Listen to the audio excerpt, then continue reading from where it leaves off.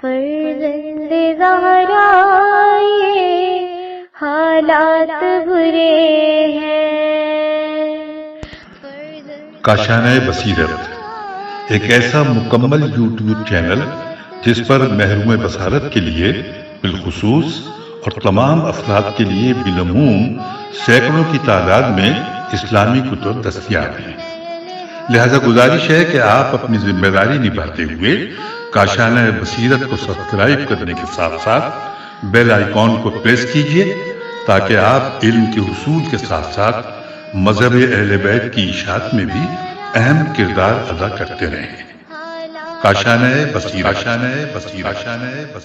فرزند زہرا یہ حالات برے ہیں۔ اعوذ باللہ من الشیطان الرجیم، بسم اللہ الرحمن الرحیم۔ رب اشرح لی صدری ویسر لی امری واحلل عقدۃ من لسانی یفقہوا قولی۔ اللہم صلی علی محمد وآل محمد وعجل فرجہم۔ کاشانہ بصیرت کے انتہائی قابل احترام سامعین کرام، السلام علیکم ورحمۃ اللہ وبرکاتہ۔ تفسیر الکوثر جلد نمبر 1 کی ریڈنگ کا یہ ہے پارٹ نمبر 52۔ أيود أحدكم أن تكون له جنة من نخيل وأعناب تجري من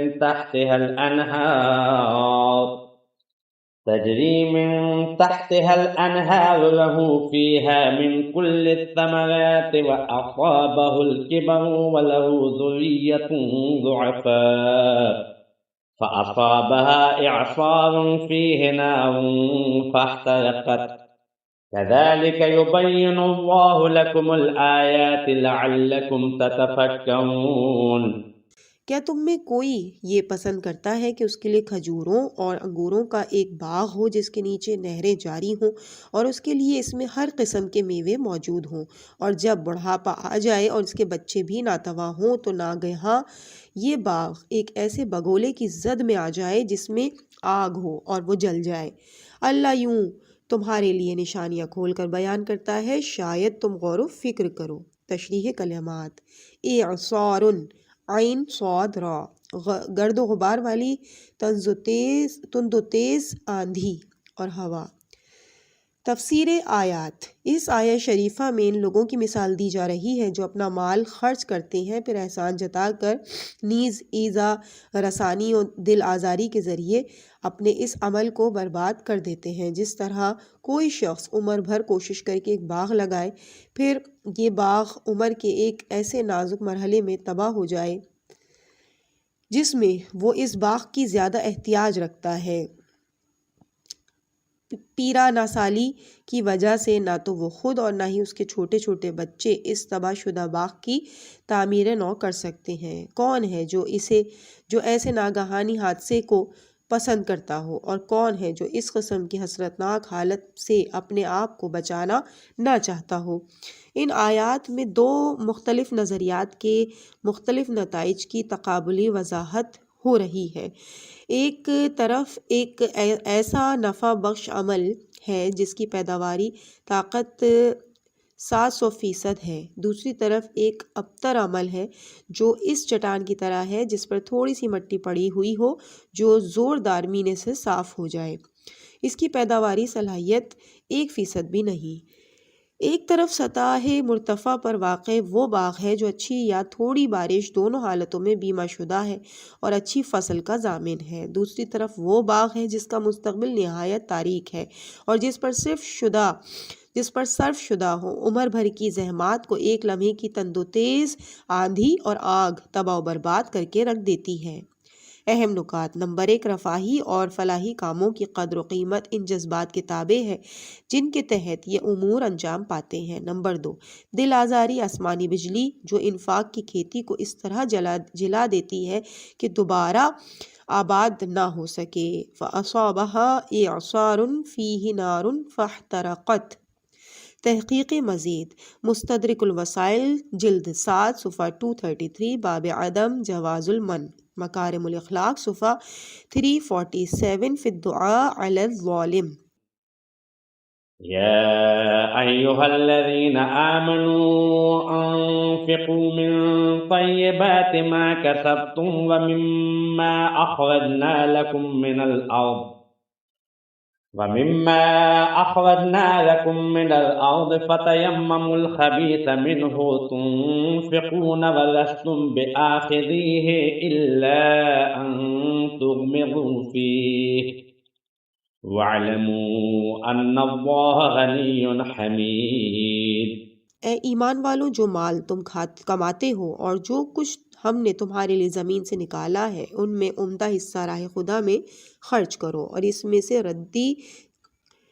میں سے ردی چیز دینے کا قصد ہی نہ کرو، اور اگر کوئی وہی تمہیں دے دے تو تم خود اسے لینا گوارا نہ کرو گے مگر یہ کہ چشم پوشی کر جاؤ، اور جان رکھو کہ اللہ تعالیٰ بے نیاز اور لائق ستائش ہے۔ تشریح کلمات: الیتیم،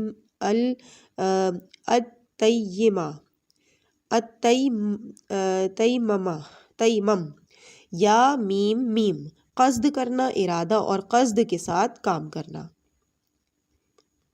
التیمم تفسیر آیات ہے۔ گزشتہ متعدد آیات کے سیاق و سباق سے ایک بات اچھی طرح واضح ہو جاتی ہے کہ انفاق کا ہدف اور اصلی مقصد اس کا اقتصادی اور مادی پہلو ہی نہیں بلکہ اس کی اخلاقی اور انسانی پہلو بھی اہمیت کا حامل ہے۔ اس آیت میں انفاق کے بارے میں مادی اور اخلاقی دونوں پہلوؤں کی طرف اشارہ کرتے ہوئے اس اصول کی تعلیم دی جا رہی ہے کہ انفاق میں ایثار و قربانی کا عنصر کار فرما ہونا چاہیے، جو ایک اعلیٰ انسانی صفت ہے، اور یہ اس وقت تک ہو سکتا ہے جب انسان اپنے مال میں سے عمدہ حصہ راہ خدا میں خرچ کرے۔ چنانچہ دیگر متعدد آیات میں اس انفاق کو فضیلت دی گئی ہے جو مال سے محبت علی حب ہی کے باوجود کیا جائے، جیسے ارشاد ہے لن تنالوا البر حتی تنفقوا مما تحبون، جب تک تم اپنی پسند کی چیزوں میں سے خرچ نہ کرو تب تک کبھی نیکی کو نہیں پہنچ سکتے۔ آل عمران آیت نمبر 92۔ ناکارہ اور ردی چیزوں کے انفاق کے بارے میں انسانی ضمیر کو جھنجھوڑتے ہوئے فرمایا کہ اگر یہ ردی چیزیں خود تمہیں دی جائیں تو تم بھی انہیں قبول نہ کرو، لہٰذا ایسا انفاق سخاوت اور ایثار و قربانی نہیں کہلاتا۔ اس قسم کا انفاق ان ردی چیزوں سے جان چھڑانے کا ذریعہ ہو سکتا ہے مگر ایک اعلیٰ انسانی اخلاق اور اقدار کی نشاندہی نہیں کر سکتا۔ قرآن کے نزدیک اس انفاق کی فضیلت حاصل ہے کہ جس کے ذریعے اعلیٰ اقدار کے مالک انسان کا سراغ ملتا ہو۔ اہم نکات: نمبر 1، انفاق اس وقت برابر ہوگا جب وہ کسب حلال سے ہو، من طیبات ما کسبتم۔ نمبر 2، انسان اللہ تعالیٰ سے اچھی اور عمدہ چیزوں کا طالب ہوتا ہے، اسے چاہیے کہ انفاق کرتے وقت وہ اس نفسیاتی کیفیت کو مد نظر رکھے وَلَسْتُمْ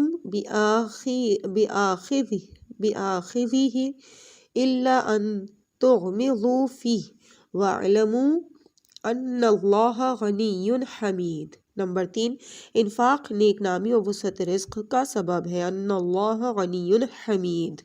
تحقیق مزید، الکافی جلد 4 صفحہ 48، باب النوادر۔ الوسائل جلد 9 صفحہ 465، باب استحباب الصدقہ۔ مستدرک الوسائل جلد 7 صفحہ 95، باب عدم جواز اخراج۔ الشیطان یعدکم الفقر ویأمرکم بالفحشاء واللہ یعدکم مغفرة منہ وفضلا واللہ واسع علیم۔ شیطان تمہیں تنگ دستی کا خوف دلاتا ہے اور بے حیائی کی ترغیب دیتا ہے، جبکہ اللہ تم سے اپنی بخشش اور فضل کا وعدہ کرتا ہے۔ اللہ بڑا صاحب وسعت دانا ہے۔ تفسیر آیات: جو لوگ اپنے مال کا عمدہ حصہ راہ خدا میں خرچ نہیں کرتے، ان کے اس بخل کے پیچھے جو عوامل کار فرما ہے ان کی طرف اس آیت میں اشارہ ہے کہ فرمایا کہ اس کے پیچھے فقر و تنگ دستی کا وہ خوف کار فرما ہے جو شیطان کا پیدا کرتا ہے۔ شیطانی مادی سوچ یہ ہے کہ مال خرچ کرنے سے انسان تنگ دست ہو جاتا ہے، جبکہ قرآنی سوچ اور خدائی پیمانے کے مطابق مال خرچ کرنے سے مال میں اضافہ ہوتا ہے، ساتھ ہی یہ رضائے الہی اور اس کی بخششوں کا سبب بن جاتا ہے۔ اہم نکات: نمبر 1، انفاق کو باعث فقر سمجھنا شیطانی سوچ ہے۔ الشیطان یعیدکم الفقر۔ نمبر 2، انفاق سے معنوی تکامل اور معاشی ترقی حاصل ہوتی ہے۔ واللہ یعیدکم مغفرۃ منہ وفضلا۔ تحقیق مزید الوسائل جلد 7 صفحہ 56 باب تحریکم القنوت، تفسیر العیاشی جلد 1 صفحہ 150، علل الشرائع جلد 1 صفحہ 93 باب علت الغم۔ يؤتي الحكمة من يشاء ومن يؤت الحكمة فقد أوتي خيرا كثيرا وما يذكر إلا أولو الألباب۔ وہ جسے چاہتا ہے حکمت عطا فرماتا ہے، اور جسے حکمت دی جائے گویا اسے خیر کثیر دیا گیا، اور صاحبان عقل ہی نصیحت قبول کرتے ہیں۔ تشریح کلمات: الباب لام با لب کی جمع ہے، یعنی عقل خالص، چنانچہ کسی چیز کے خالص حصے کو اس کا لب اور لباب کہتے ہیں۔ عقل کو انسان کا لب و لباب کہا گیا ہے۔ تفسیر آیات: حکمت سے مراد حقائق کا صحیح ادراک اور بصیرت ہے، چنانچہ یہاں مال، انفاق، حیات انسانی اور اس کے مصالح و مفاسد اور منافع و فوائد کے سلسلے میں جو حقائق بیان ہوئے ہیں وہ حکمت ہے۔ جسے یہ حکمت میسر آئے وہ دنیا اور آخرت کی سعادتوں کو حاصل کر لیتا ہے، نتیجتاً اسے خیر کثیر میسر آتا ہے، یعنی وہ اس کائنات پر حاکم علل و اسباب کے حقائق کا صحیح ادراک رکھتا ہے۔ جسے امر واقع کا ادراک نصیب ہو وہ وہم، شک و تردد اور غلط فہمی وغیرہ جیسے شیطانی وسواس کا شکار نہیں ہوتا، بلکہ ہر مقصد پر اس کا فیصلہ صائب اور اس کا قدم مناسب، اس کا ارادہ درست، اس کے نامہ اعمال نتیجہ خیز اور اس کے معاملات منافع بخش ہوتے ہیں، اور وہ دنیا اور آخرت دونوں میں خیر کثیر حاصل کرتا ہے۔ وما یذکر الا اولو الالباب، صاحبان عقل ہی نصیحت قبول کرتے ہیں، یعنی حکمت تذکر اور نصیحت آموزی پر موقف ہے، اور یہ بات عقل و خرد پر موقف ہے، لہٰذا حکمت عقل و فہم پر موقف ہے۔ جیسا کہ ہم نے لا اکراہ فی الدین سورہ بقرہ کی آیت نمبر 256 کی تفسیر میں بتایا ہے کہ اسلام کا خطاب عقل و منطق اور فہم و ادراک سے ہے۔ اسلامی تعلیمات جسم کو نہیں عقل و ادراک کو جھنجھوڑتی ہیں، اس لیے قرآن عقل و منطق کو دعوت فکر دیتا ہے اور یہ موقف اختیار کرتا ہے کہ اسلامی تعلیمات عقل و فطرت پر مبنی ہیں۔ حضرت امام جعفر صادق علیہ السلام سے روایت ہے کہ حکمت معرفت کی روشنی، تقوی کی میراث اور سچائی کا پھل ہے، اور اللہ نے کسی بندے پر حکمت سے بڑی بالاتر وافر خوشنما نعمت عنایت نہیں کی۔ حکمت کی روح خوف خدا ہے۔ اہم نکات: نمبر 1، حکمت بزور بازو نہیں بلکہ توفیق خدا سے حاصل ہوتی ہے۔ یؤتی الحکمت من یشاء۔ نمبر 2، حقائق سے بہرہ مند ہونے کے لیے عقل و منطق سے کام لینے کی ضرورت ہے۔ وما یذکر الا اولو الالباب۔ وما أنفقتم من نفقة أو نذرتم من نذر فإن الله يعلمه وما للظالمين من أنصار۔ اور تم جو کچھ خرچ کرتے ہو یا نظر مانتے ہو اللہ کو اس کا علم ہے، اور ظالموں کا کوئی مددگار نہیں۔ تفسیر آیات: اللہ کی اطاعت میں کسی امر کو اپنے اوپر لازم قرار دینا نظر کہلاتا ہے۔ نظر کا یہ عمل صرف اسلام میں نہیں بلکہ اسلام سے پہلے سابقہ ادیان میں بھی رائج تھا، چنانچہ حضرت مریم علیہ السلام کا یہ قول قرآن میں مذکور ہے: انی نذرت للرحمن صوما فلن اکلم اليوم انسیا۔ میں نے رحمان کے لیے روزے کی نظر مانی ہے، اس لیے آج میں کسی آدمی سے بات نہیں کروں گی۔ ریفرنس ہے سورہ مریم آیت نمبر 26۔ اس آیت میں انفاق اور نظر کے بارے میں تاکیدی لہجے میں ارشاد فرمایا، تمہارے انفاق اور نظر کے بارے میں اللہ خوب جانتا ہے کہ تم کس لیے اور کیوں انفاق نہیں کرتے، اور کرتے بھی ہو تو کن پاک یا ناپاک عزائم کے تحت کرتے ہو، اور جو اس سلسلے میں ظلم کرتے ہیں اور غریبوں کا حق مارتے ہیں اور انفاق نہیں کرتے، ان کا کوئی مددگار نہیں۔ توبہ ان کے کام آ سکتی ہے اور نہ ہی شفاعت، کیونکہ یہ حقوق العباد سے ہے، لہٰذا اس کا واحد حل یہی ہے کہ جن کا حق مارا ہے ان کا حق ادا کیا جائے۔ إن تبدوا الصدقات فنعم هي وإن تخفوها وتؤتوها الفقراء فهو خير لكم ويكفر عنكم من سيئاتكم والله بما تعملون خبير۔ اگر تم اعلانیہ خیرات دو وہ بھی خوب ہے، اور اگر پوشیدہ طور پر اہل حاجت کو دو یہ بھی تمہارے حق میں زیادہ بہتر ہے، اور یہ تمہارے کچھ گناہوں کا کفارہ ہوگا، اور اللہ تمہارے اعمال سے خوب باخبر ہے۔ تفسیر آیات۔ صدقات و خیرات اعلانیہ طور پر دینے کی درج ذیل فوائد ہیں۔ الف، اس میں عملی دعوت اور دوسروں کے لیے تشویق ہے۔ ب، غریبوں کو یہ جان کر اطمینان ہوتا ہے کہ معاشرے میں محتاجوں کا درد رکھنے والے اہل دل بستے ہیں۔ جیم، خیرات دینے والے بھی لوگوں کی تہمت اور بدگمانی سے بچ جاتے ہیں کہ یہ لوگ انفاق نہیں کرتے۔ خیرات پوشیدہ طور پر دینے کے درج ذیل فوائد ہیں۔ الف، اس صورت میں ریاکاری کا شائبہ نہیں رہتا اور خیرات خالصتاً فی سبیل اللہ ہو جاتی ہے۔ ب، جب پوشیدہ طور پر خیرات دی جاتی ہے تو بعد میں احسان جتلانے اور ایذا پہنچانے کی نوبت نہیں آتی، اس طرح یہ عمل خیر حبط اور برباد ہونے سے محفوظ رہتا ہے۔ جیم، پوشیدہ خیرات دینے سے غریبوں اور محتاجوں کو عزت نفس محفوظ رہتی ہے اور احترام آدمیت کو بھی کوئی گزند نہیں پہنچتا۔ علامہ طباطبائی اس آیت کی تفسیر میں فرماتے ہیں، اعلانیہ خیرات کے اثرات زیادہ ہیں جبکہ پوشیدہ خیرات میں خلوص و پاکیزگی زیادہ ہے۔ ریفرنس المیزان ذیل آیت چیپٹر 2 صفحہ 420۔ آیت کے آخر میں فرمایا کہ انفاق گناہوں کے لیے کفارہ اور گناہوں کی بخشش کا سبب ہوتا ہے، اگرچہ یہ حکم عام ہے کہ ان الحسنات یذہبن السیئات، نیکیاں بے شک برائیوں کو دور کر دیتی ہیں، سورہ ہود کی آیت نمبر 114۔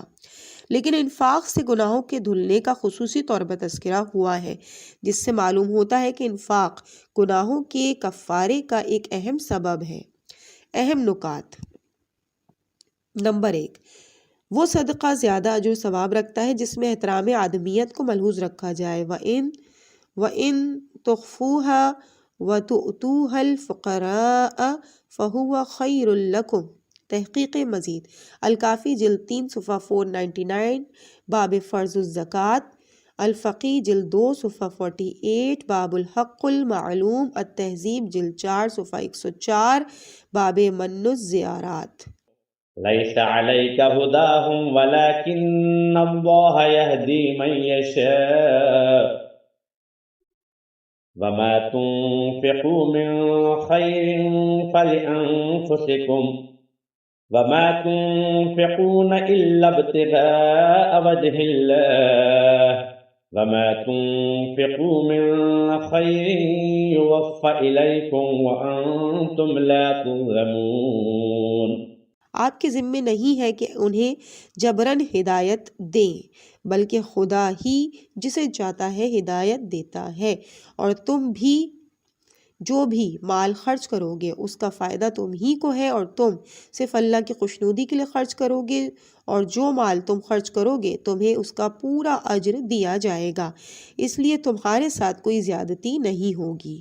تفسیر آیات۔ کچھ لوگ قساوت قلبی اور انفاق سے پہلو تہی کے باعث قلب رسول صلی اللہ علیہ وآلہ وسلم آزردہ ہوتا تھا کچھ لوگوں کی قساوت قلبی کے باعث، لہٰذا بطور تسلی ارشاد فرمایا کہ ایسے لوگوں کو جبری ہدایت کے ذریعے منزل مقصود تک پہنچانا آپ صلی اللہ علیہ وآلہ وسلم کی ذمہ داری نہیں۔ آپ کی ذمہ داری یہ ہے کہ اللہ کا پیغام ان تک پہنچا دیں اور ان پر حجت پوری کر دیں۔ خدا ہی جسے چاہتا ہے ہدایت دیتا ہے، یعنی اللہ کی ہدایت صرف اہلیت رکھنے والوں کو نصیب ہوتی ہے۔ وسط کلام میں رسول کو تسلی دینے کے بعد دوبارہ مومنین سے خطاب ہوتا ہے کہ انفاق کی بار بار دعوت اور اس پر تاکید کا مطلب یہ نہ لیا جائے کہ دعوت دہندہ کو اپنا کوئی مفاد ہے، بلکہ تم جو بھی مال خرچ کرو گے اس کا فائدہ خود تم ہی کو حاصل ہوگا، بشرط یہ کہ انفاق صرف رضائے خدا کے لیے ہو۔ پھر مزید وضاحت کرتے ہوئے فرمایا تمہیں اس انفاق کا پورا اجر دیا جائے گا۔ اہم نکات۔ نمبر 1، ہدایت کسی خواہش کی بنا پر نہیں بلکہ اہلیت کی بنیاد پر ملتی ہے۔ لیس علیک ہداہم ولکن اللہ یہدی من یشاء۔ نمبر 2، انفاق میں اللہ کا کوئی فائدہ مضمر نہیں بلکہ اس کا فائدہ انفاق کرنے والے ہی کو ملے گا۔ یوفی الیکم للفقراء الذين أحصروا في سبيل الله لا يستطيعون ضربا في الأرض يحسبهم الجاهل أغنياء من التعفف تعرفهم بسيماهم لا يسألون الناس إلحافا وما تنفقوا من خير فإن الله به عليم۔ ان فقراء کے لیے خرچ کرو جو راہ خدا میں اس طرح گھر گئے ہیں کہ وہ معیشت کے لیے زمین میں دوڑ دھوپ نہیں کر سکتے۔ ناواقف لوگ ان کی حیا اور عفت کی بنا پر انہیں مالدار خیال کرتے ہیں، حالانکہ ان کے قیافے سے تم ان کی حاجت مندی کو پہچان سکتے ہو۔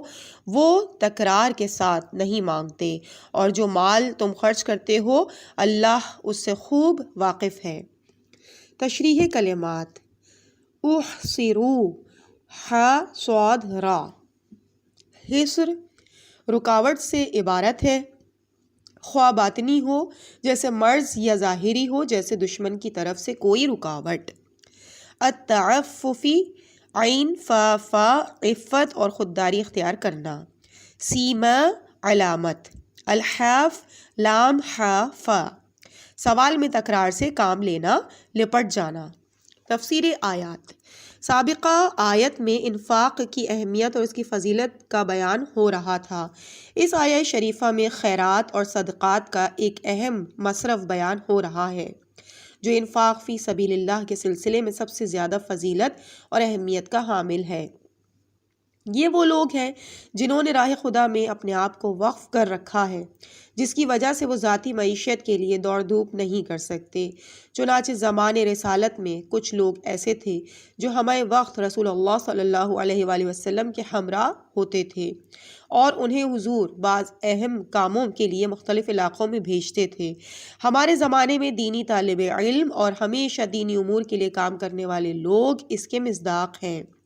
ثانیاً وہ لوگ اس مصرف کے مصداق ہیں جو راہ خدا میں خدمات انجام دیتے ہوئے اپنے مال و متاع سے محروم ہو گئے ہوں، یا وہ لوگ جو بیماری کی وجہ سے کسب معاش کے قابل نہ رہے ہوں۔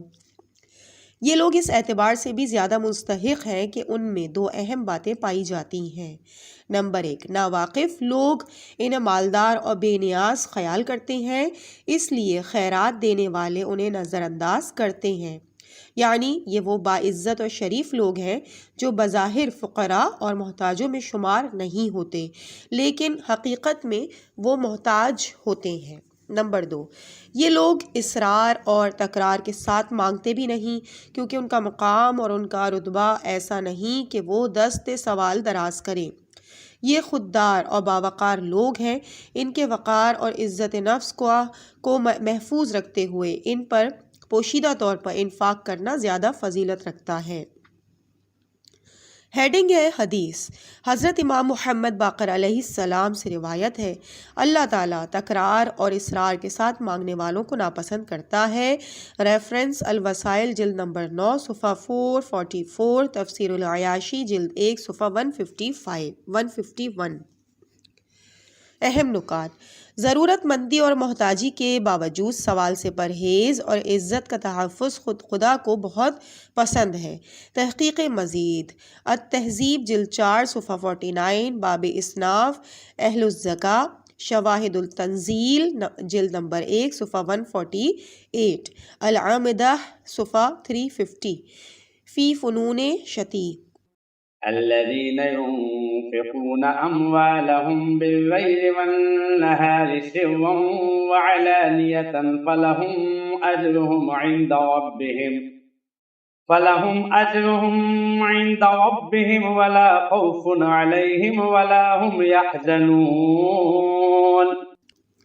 جو لوگ اپنا مال شب و روز پوشیدہ اور اعلانیہ طور پر خرچ کرتے ہیں ان کا اجر ان کے رب کے پاس ہے، اور انہیں نہ کوئی خوف لاحق ہوگا اور نہ وہ محزون ہوں گے۔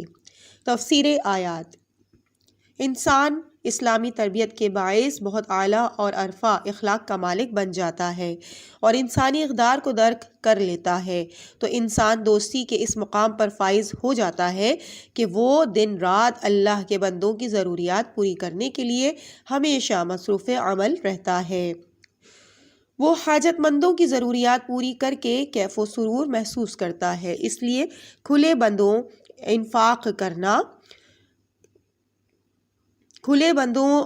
انفاق کرنا یا چھپا کر خیرات کرنا مساوی ہے۔ دونوں صورتوں میں وہ کیف و سرور کی حالت میں ہوتا ہے، اس کا ضمیر سکون اور اس کا وجدان وجد کی حلاوت سے لطف اندوز ہوتا ہے۔ انسانیت کا دکھ بانٹنے والے ایسے لوگوں کا اجر ان کے پروردگار کے پاس ہے، انہیں دنیا اور آخرت دونوں میں نہ کوئی خوف ہوگا نہ کوئی غم۔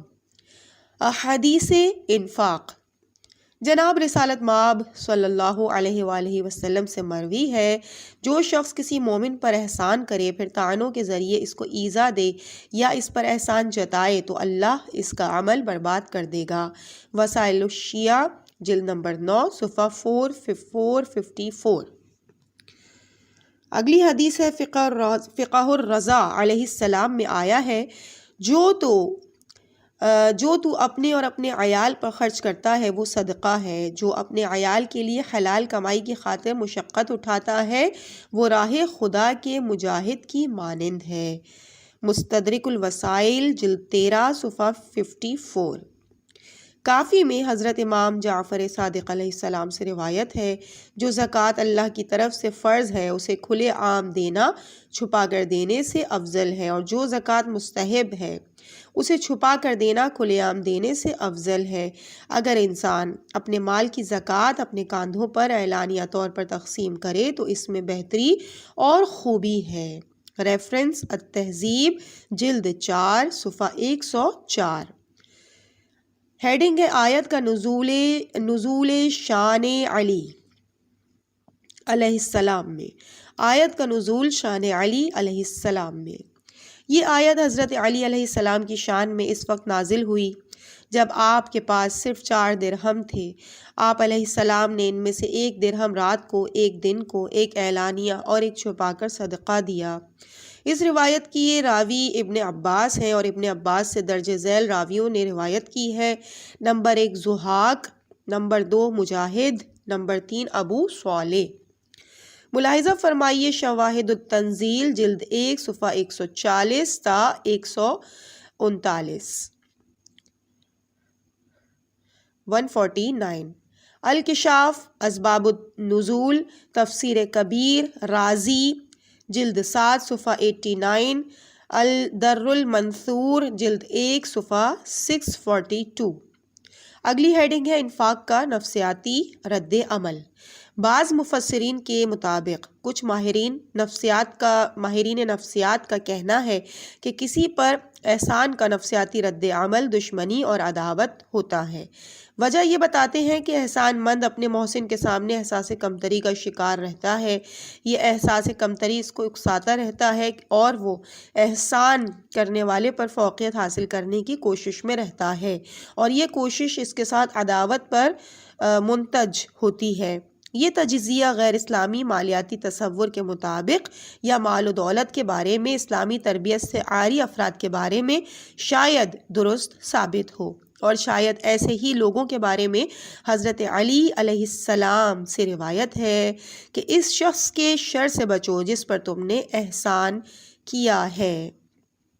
لیکن گزشتہ آیت اور احادیث کی روشنی میں احسان مند اگر اسلامی تعلیمات کے مطابق تربیت یافتہ شخص ہو تو وہ احسان فراموش اور نمک حرام نہیں ہو سکتا، لیکن اگر وہ دینے والا محسن ہے تو وہ انفاق کر کے احسان مند اور زیادہ فائدہ اٹھا رہا ہے۔ لینے والے صرف مادی فائدہ اٹھاتا ہے، جبکہ دینے والا مادی بھی، معنوی بھی، نیز دنیاوی بھی اور اخروی بھی تمام جہات سے فائدہ اٹھاتا ہے، لہٰذا وہ نہ احسان جتاتا ہے اور نہ ہی ایذا پہنچاتا ہے۔ اس طرح منفی اثر پڑنے کے اسباب کا خاتمہ ہونے کی وجہ سے دشمنی اور عداوت پیدا نہیں ہوگی۔ اہم نکات: نمبر 1، انفاق کسی خاص وقت یا حالت میں مختص نہیں، باللیل والنہار سرا وعلانیہ۔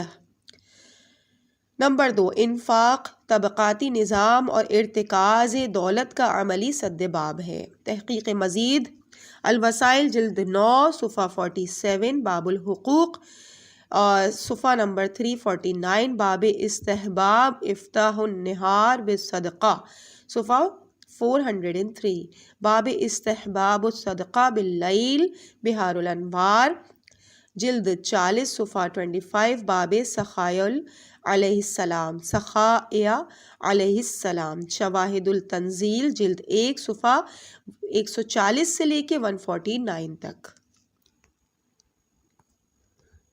عزیز سامعین، اس مقام پر ہم ریڈنگ کے اس پارٹ کو یہیں پہ روکتے ہیں، انشاءاللہ اس سے آگے کی ریڈنگ آپ کے سامنے اگلے پارٹ میں پیش کی جائے گی۔ مجھے اپنی دعاؤں میں یاد رکھیے گا۔ والسلام علیکم ورحمۃ اللہ وبرکاتہ۔